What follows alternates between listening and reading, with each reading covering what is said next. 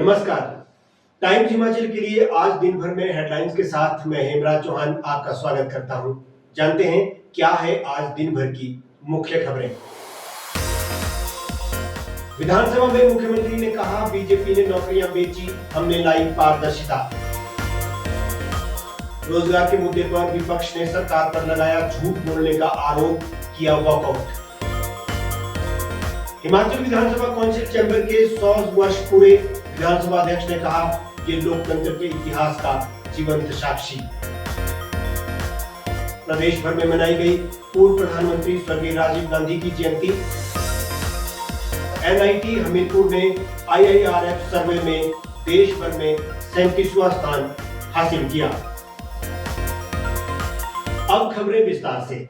विधानसभा monsoon सत्र के तीसरे दिन बेरोजगारी और नौकरियों के मुद्दे पर विपक्ष के आरोपों पर चीफ मिनिस्टर ने जोरदार पलटवार किया। सीएम सुखू ने कहा कि भाजपा सरकार के कार्यकाल में नौकरियां बेची जाती थी और भ्रष्टाचार चरम पर था, लेकिन मौजूदा सरकार ने उस दरवाजे को बंद कर दिया। मुख्यमंत्री ने कहा कि शिक्षा और अन्य विभागों में भर्ती अब बैचवाइज पारदर्शी तरीके से हो रही है। सिर्फ कॉन्ट्रैक्ट भर्ती का नाम बदलकर जॉब ट्रेनिंग किया गया है।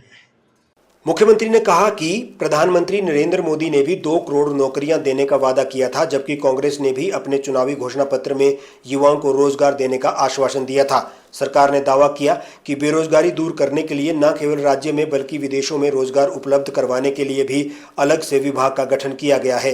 विपक्ष पर निशाना साधते हुए कहा कि पूर्व मुख्यमंत्री के नेतृत्व को खतरा है, इसी कारण भाजपा बार बार वॉकआउट का रास्ता अपना रही है। रोजगार में जितने भारतीय जनता पार्टी ने पिछले 5 साल में सरकारी क्षेत्र में भर्तियां नहीं की, जितनी हमारी सरकार ने 2.5 साल में कर दी है। लेक्चरर्स के पद भरे जा रहे हैं, स्ट्रेंथनिंग की जा रही है और निश्चित तौर पर मैं कह सकता हूं कि हम युवाओं को रोजगार देने के अवसर जो है उसमें बहुत अधिक वृद्धि हुई है। अभी 6200 आया नियुक्त होनी है स्कूलों में, 6200 एनटीटी नियुक्त होने हैं और प्रोफेशनल जो कोर्सेज है उसमें नियुक्तियां हो रही है। तो भारतीय जनता पार्टी का वॉकआउट इस बात को बतलाता है, कहीं ना कहीं पूर्व मुख्यमंत्री जी के नेतृत्व को खतरा कहीं ना कहीं पैदा होता नजर आ रहा है। विधानसभा मानसून सत्र के तीसरे दिन रोजगार को लेकर सदन में जमकर हंगामा हुआ। सदन की कार्रवाई शुरू होते ही विपक्ष की ओर से विधायक विपिन परमार और सतपाल सत्ती ने कांग्रेस सरकार द्वारा अब तक कितना रोजगार दिया गया, इसको लेकर के सवाल किया। इस पर मुख्यमंत्री सुखविंदर सिंह की ओर से किन किन विभागों में पदों को भरने की प्रक्रिया शुरू की, उनका जिक्र करने लगे, जिस पर विपक्ष भड़क गया और रोजगार का आंकड़ा देने की मांग करने लगे और मुख्यमंत्री पर सदन के अंदर झूठे आंकड़े देने के आरोप लगाए और सदन से वॉकआउट कर बाहर चले गए। जयराम ठाकुर ने मुख्यमंत्री पर झूठ बोलने के आरोप भी जड़ दिए। 1 लाख नौकरियों की व्यवस्था करो, 5 लाख नौकरियों की व्यवस्था करो। नेता प्रतिपक्ष जयराम ठाकुर ने कहा कि आज सदन के अंदर भाजपा विधायकों द्वारा रोजगार को लेकर प्रश्न किए गए थे, जिनका मुख्यमंत्री जवाब देने में असमर्थ नजर आए। मुख्यमंत्री ने जुलाई 2024 में इसी सदन के अंदर 34,980 नौकरियां देने की बात कही थी, लेकिन 15 अगस्त को मुख्यमंत्री भाषण में कह रहे हैं कि अब तक 23,191 नौकरियां दी हैं। ऐसे में 11,000 नौकरियां कहाँ गई? 1 साल बाद नौकरियां बढ़नी चाहिए थी, लेकिन ये कम हो गई। उन्होंने कहा है कि हकीकत यह है कि पौने 3 साल के इस कार्यकाल में इस सरकार में कोई भी नौकरी किसी को भी नहीं मिल पाई है। जब मुख्यमंत्री जवाब देने के लिए उठे तो जवाब देने की स्थिति में नहीं थी, क्योंकि गारंटियां झूठ दे रखी थी। जो गारंटी उन्हें दी थी 5 साल में 5 लाख नौकरियां, 1 साल में 1 लाख नौकरियां, पहली कैबिनेट में 1 लाख नौकरियां निकाल दी जाएंगी, पक्की नौकरियां, पेंशन वाली नौकरियां, ये बात कही थी। जब आज प्रश्न का उत्तर दे रहे थे तो आंकड़े गिना करके वो प्रयास कर रहे थे कि जो हम कह रहे हैं वो सही कह रहे हैं, लेकिन हकीकत यह है कि 31 जुलाई 2024 को विधानसभा के एक प्रश्न के उत्तर में जवाब दिया था 34,980 नौकरियां दी और 15 अगस्त 2025 को मुख्यमंत्री भाषण देते हैं सरका घाट में कि हमने हिमाचल प्रदेश में 23,191 नौकरियां दी हैं। 11,000 नौकरियों का फर्क है। एक साल बीतने के बाद ये नौकरियां बढ़नी चाहिए थी, ये 11,000 के करीब कम हो गई है। इसका मतलब है कि आप झूठ विधानसभा के अंदर भी बोलते हैं, आप झूठ विधानसभा के बाहर भी बोलते हैं। हिमाचल प्रदेश विधानसभा काउंसिल चैम्बर ने आज अपनी स्थापना के 100 वर्ष पूरे कर लिए। इस अवसर पर विधानसभा अध्यक्ष कुलदीप सिंह पठानिया ने कहा कि ये चैम्बर लोकतंत्र के इतिहास का जीवंत साक्षी है और यहाँ लिए गए फैसलों ने भारत की राजनीति और समाज को नई दिशा दी। ब्रिटिश काल से लेकर वर्तमान तक कई ऐतिहासिक घटनाओं का ये काउंसिल चैम्बर साक्षी है। 20 अगस्त 1925 को भवन बनकर तैयार हुआ था, जबकि इसका निर्माण कार्य 1920 में शुरू हुआ था। उस दौर में भारत सरकार अधिनियम 1919 के तहत ब्रिटिश इंडिया गवर्नमेंट का गठन हुआ, जिसमें 145 सदस्य हुआ करते थे।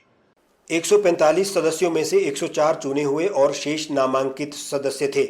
उस समय विधानसभा का ग्रीष्मकालीन सत्र शिमला में आयोजित किया जाता था। इस भवन में पहली बार विट्ठल भाई पटेल भारतीय अध्यक्ष तत्कालीन प्रेसिडेंट चुने गए थे। महिलाओं को मताधिकार देने का प्रस्ताव भी इसी सदन में पारित हुआ। विधानसभा अध्यक्ष पठानिया ने कहा कि आज जिस स्पीकर की कुर्सी पर वे बैठते हैं उस पर पहले ब्रिटिश शासन के दौरान क्राउन का प्रतीक होता था, जबकि आज़ादी के बाद वहां अशोक स्तंभ का राष्ट्रीय प्रतीक लगाया गया।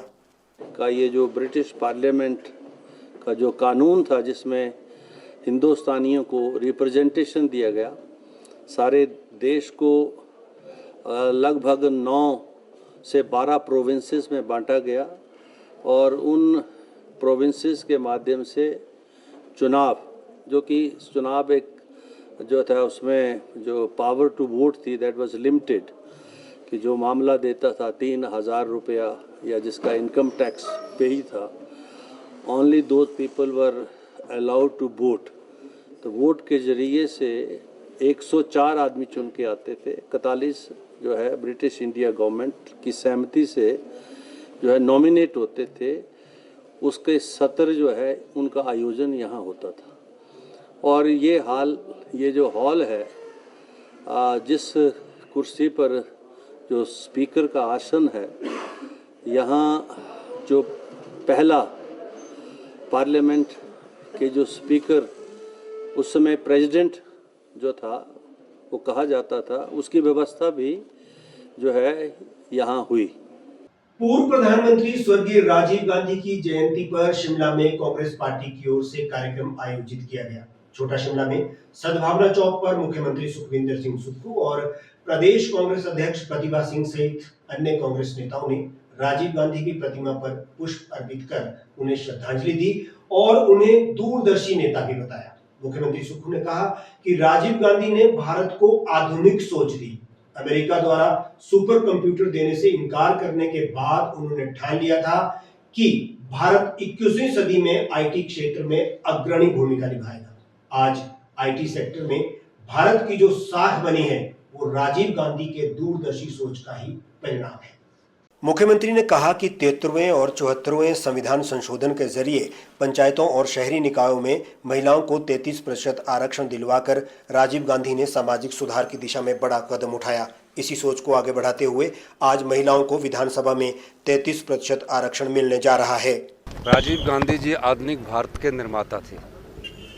5 साल के लिए देश के प्रधानमंत्री रहे, देश की एकता और अखंडता के लिए अपने प्राणों का बलिदान दिया और एक नई सोच विकसित करके हो गए थे।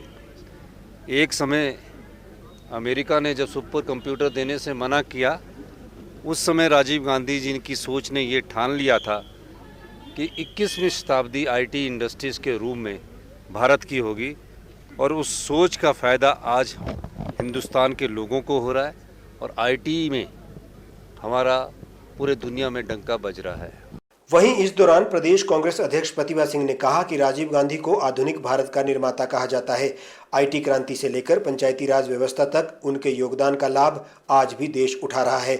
उन्होंने जो सोच रखी थी, आज उस सोच का बेनिफिट भारतवर्ष को भी और खास करके हमारे युवा वर्ग को बहुत मिल रहा है। तो इस पर्व पर आज हम उनको भावभीनी श्रद्धांजलि अर्पित करते हैं। संगठन को लेकर भी उन्होंने कहा कि जल्द ही कार्यकारिणी के लिए प्रयास चल रहे हैं।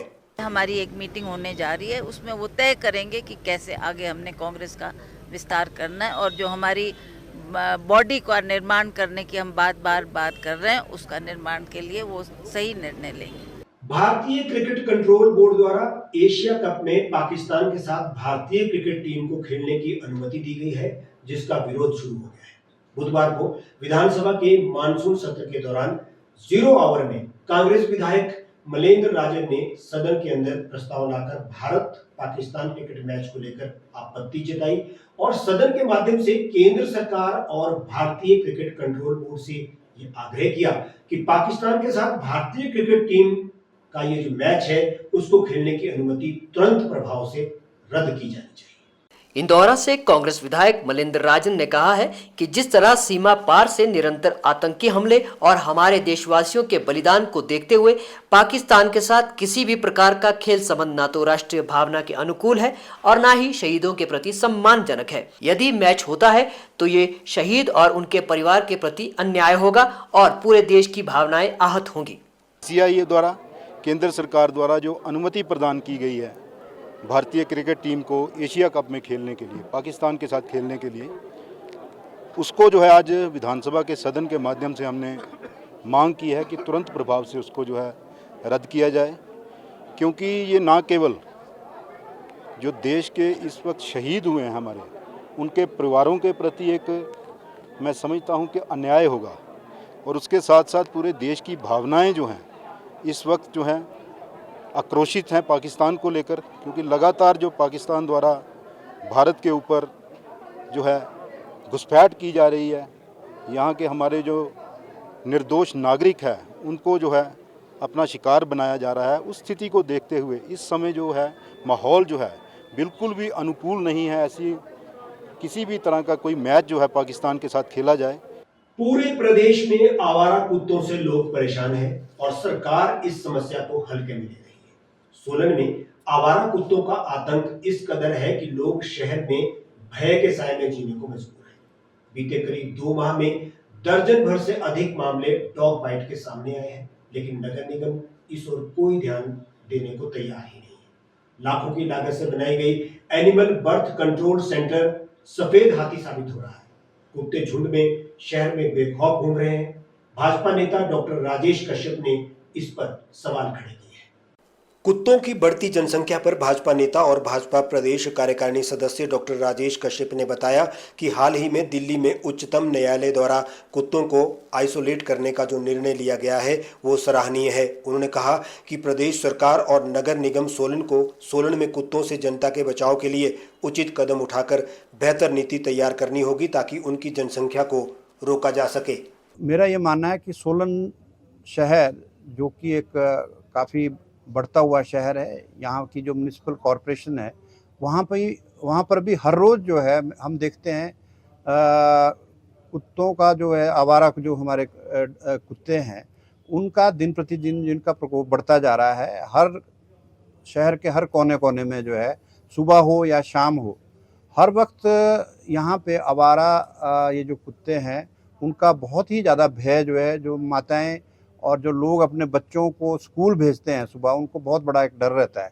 जिला आउटसोर्स कर्मचारी महासंघ बिलासपुर ने विभिन्न विभागों में कार्यरत आउटसोर्स कर्मचारियों को समायोजित कर समान काम, समान वेतन और स्थायी नियमित नीति बनाने की मांग उठाई है।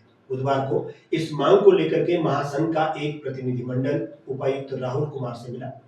महासंघ के जिला प्रधान पवन कुमार की अगुवाई में डीसी के माध्यम से राज्यपाल और मुख्यमंत्री को ज्ञापन भेजा गया।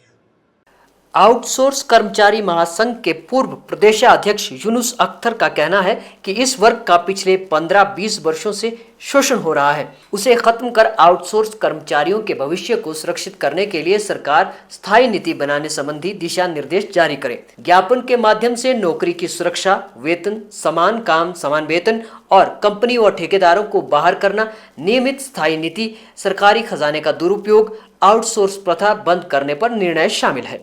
हमने विभिन्न मांगों को लेकर डीसी साहब से चर्चा की, जिसमें मुख्य तौर पर हमारी मांगे थी कि हमारी नौकरी सुरक्षा का मतलब ये है कि हम एक 15 से 20 साल आउटसोर्स के तौर पर काम करते हो गए हैं, लेकिन हमारे जो कर्मचारी इतना समय देने के बाद भी उन्हें एकदम विभागों द्वारा निकाल दिया जाता है बिना सूचना के।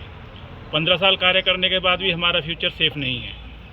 दूसरे हमने एक मांग और रखी थी कि हमें इतना समय देने के बावजूद सरकार हमें विभागों में मर्ज नहीं कर रही है, तो सरकार से निवेदन रहेगा कोई ना कोई रास्ता बीच का निकालें।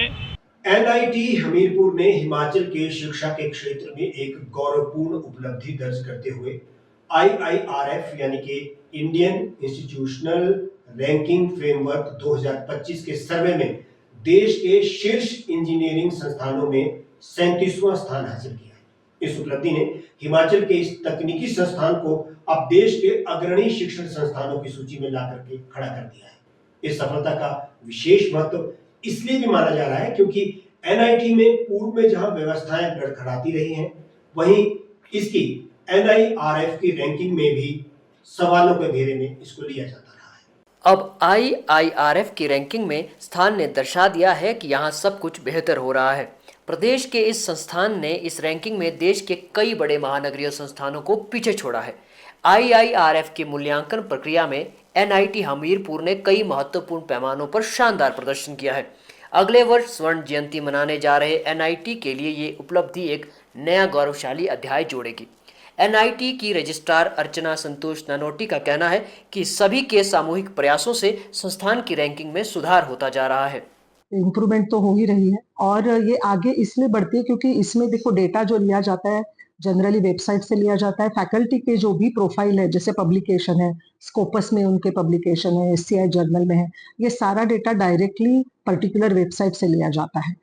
पहली बात हमने की जो अपनी वेबसाइट भी स्ट्रेंथन की। वेबसाइट में बहुत सारी चीज़ें, प्लेसमेंट की जो वेबसाइट है वो अलग से लिंक पे बहुत अच्छी तरह से उसका रीडिज़ाइनिंग किया है।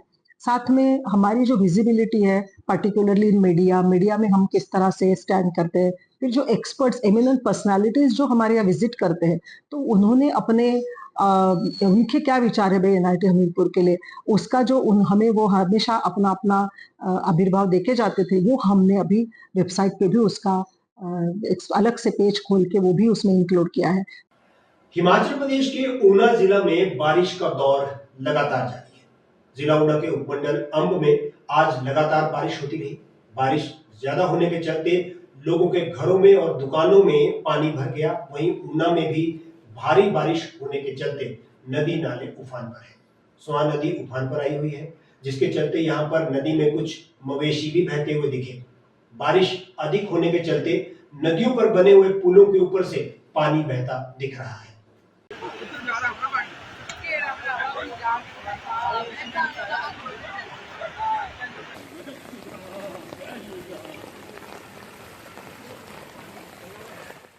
भारी बारिश के चलते कुटलैहड़ क्षेत्र में बनाए गए पानी के डैम में जल भराव होने के चलते पानी डैम के ऊपर से बहता दिखाई दिया।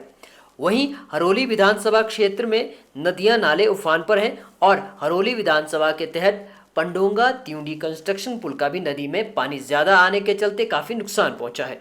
उद्योग विभाग का कार्यालय भी जलमग्न हो गया और ऊना जिला में अलग अलग जगह से जल भराव देखने को मिल रहा है। भारी बारिश का दौर जारी है। लोगों द्वारा घरों और दुकानों से पानी निकाला जा रहा है।